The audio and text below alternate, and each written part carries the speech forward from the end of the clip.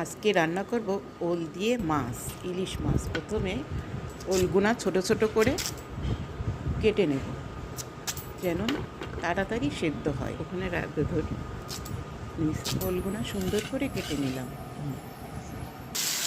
এবার ইলিশ মাছটা মশলা দিয়ে সুন্দর করে কষাই রেখে দিলাম। এইবার তেলে জিরা, শুকনো মরিচ, পেঁয়াজ, কাঁচামরিচ দিয়ে ভালো করে ভেজে নিই। এবার সব রকম মশলা, আদা রসুন সব বাটা দিয়ে মশলা দিয়ে কষাই নিই।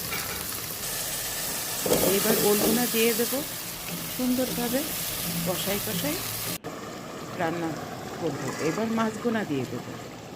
মাছ এই তো হয়ে গেল ইলিশ মাছ দিয়ে ওল রান্না। খেতে অসাধারণ সুন্দর।